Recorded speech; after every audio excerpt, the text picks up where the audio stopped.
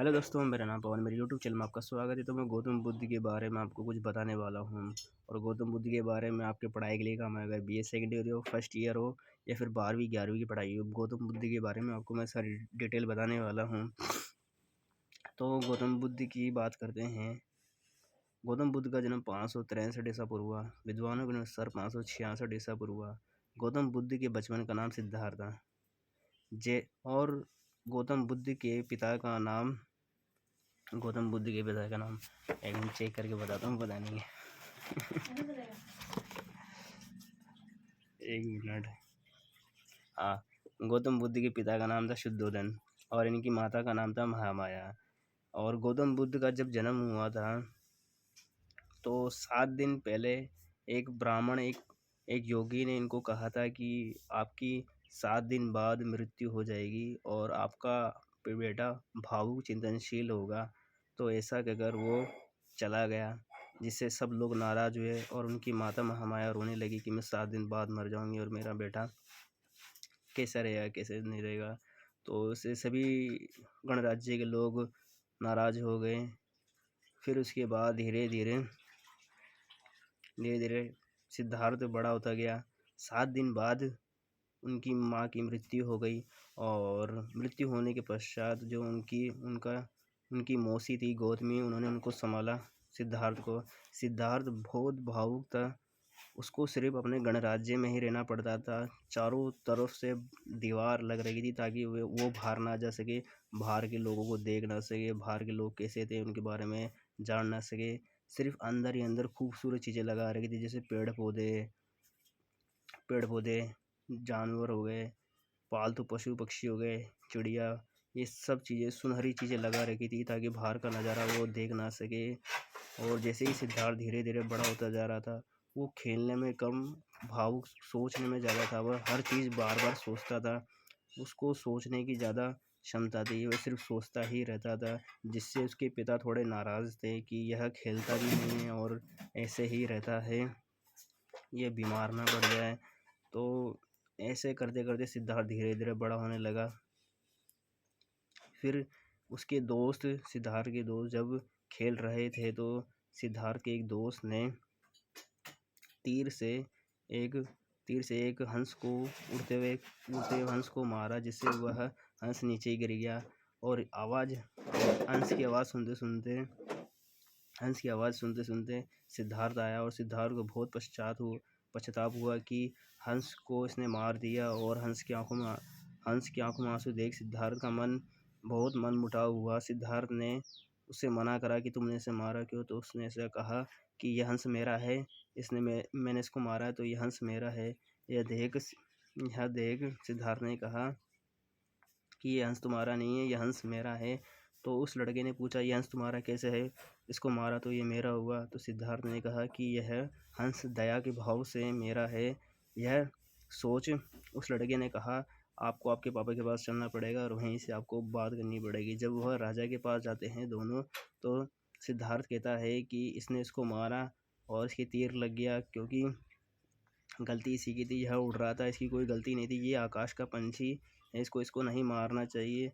सिद्धार्थ के पिता ने कहा, ठीक है, यह पक्षी तुम्हारा है सिद्धार्थ, और इसे तुम जहाँ पर भी लेके जा सकते हो। ऐसा करके फिर वह सिद्धार्थ उस पक्षी की मरहम पट्टी करता है और उसका जो दाग होता है उसे पानी से धोता है और उसे छोड़ देता है उड़ने के लिए। धीरे धीरे जब सिद्धार्थ बड़ा होता है तो उसके पिताजी सोचते हैं मेरा बेटा बड़ा होने वाला है, अब इसकी शादी कर देते हैं। तो उसकी शादी करते हैं एक सुंदरी युवती से, जिसका नाम बताता हूँ मैं आपको।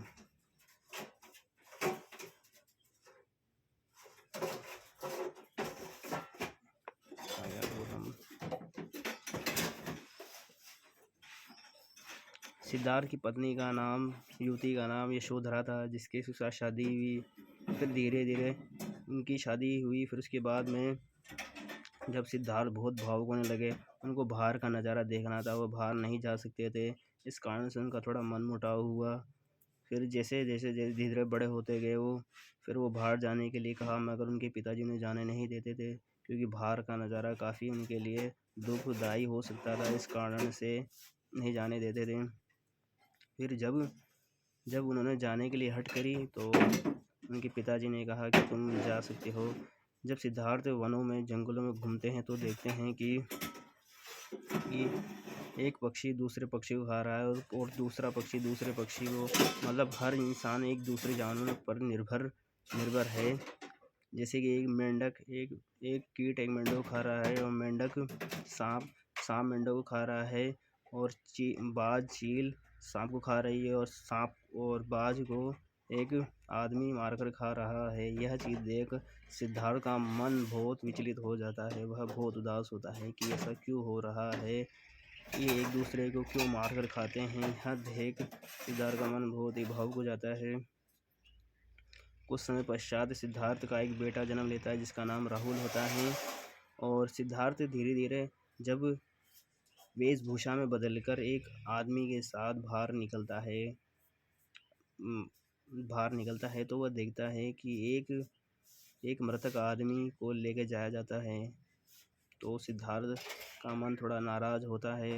साथ ही एक सन्यास को देखता है, जो कि एक योगी सन्यास होता है, ध्यान लगा हुआ होता है। एक बीमार आदमी को देखता है जो कि काफ़ी बीमार होता है। इन चीज़ों को देखकर सिद्धार्थ का मन बहुत दुख होता है कि यह सब क्यों हो रहा है।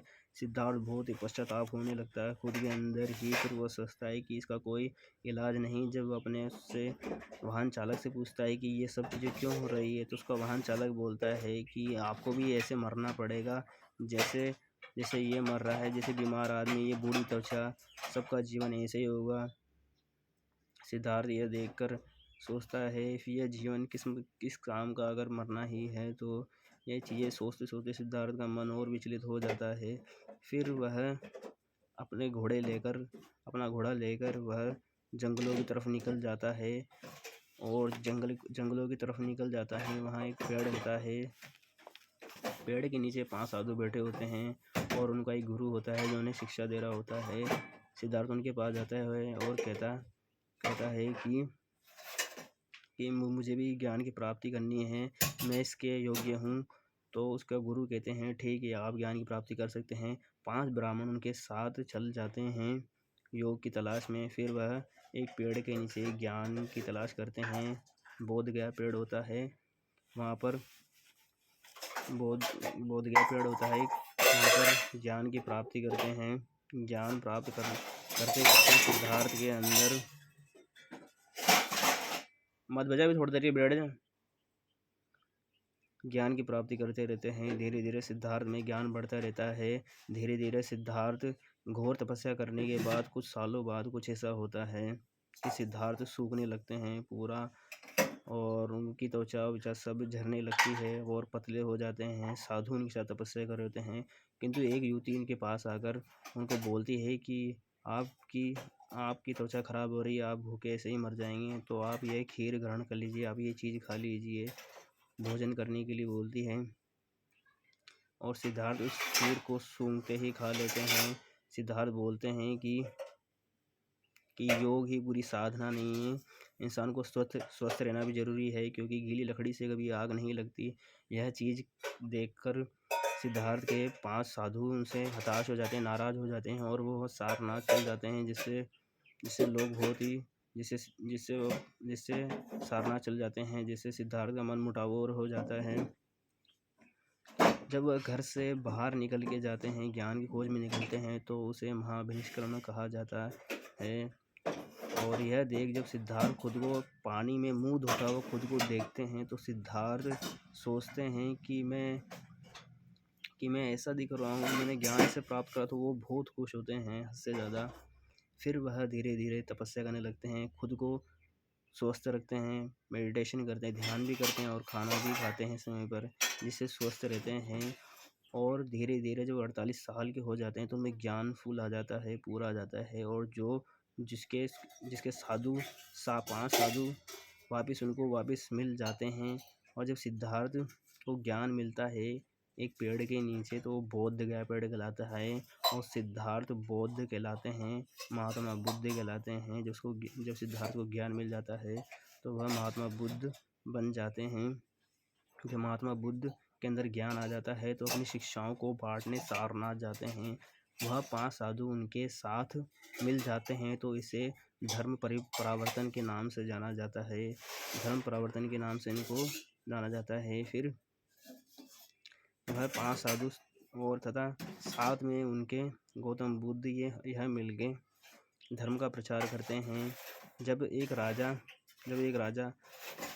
एक कसाई को आदेश देता है कि इन बकरियों को काट दो, सारी बकरियों को काट दो, ताकि हमारे जो लोग हैं वो खुश रहें, गांव के लोग हैं जितने सभी लोग हैं वो खुश रहें। तो ऐसा देखकर जब वो काटता है तो सिद्धार्थ गौतम बुद्ध वहाँ से जा रहे होते हैं। ये देख उनको मना करते हैं कि राजा, इनको काटने से आपके जीवन में कभी खुशी नहीं आएगी, बल्कि निराशा और हताशा जरूर होगी, क्योंकि जानवर को बलि देने से आप राजा नहीं बन सकते, क्योंकि आपका जितना हक इन जनता पर है उतना इनका भी हक आप पर ही है। इनको मारने से आपको कुछ नहीं मिलेगा, तो जीव हत्या बहुत बड़ा पाप है, तो आप ऐसा ना करें। ऐसा सुनकर राजा बहुत ही खुश होते हैं और उनको मना कर देते हैं।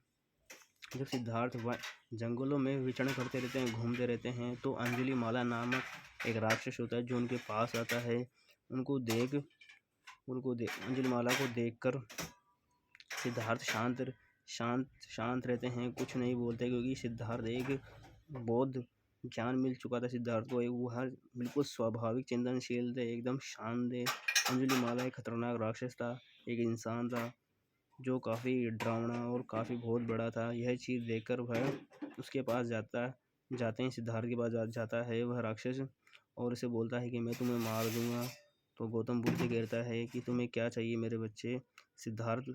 वह राक्षस बोलता है कि मैं तुम्हें मार दूंगा, क्योंकि इंसान बहुत ख़राब होते हैं, ये सिर्फ लालची होते हैं, एक दूसरे को बस खाने के लिए सोचते हैं, कोई किसी का साथ नहीं देता।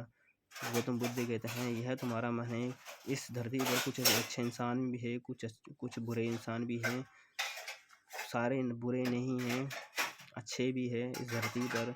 यह चीज़ देकर थोड़ा उसको राक्षस अंजुलिमाला को थोड़ा ठीक लगता है, मगर किंतु वह दोबारा भड़क जाता है और कहता है कि मैं तुम्हारी उंगली काट दूंगा।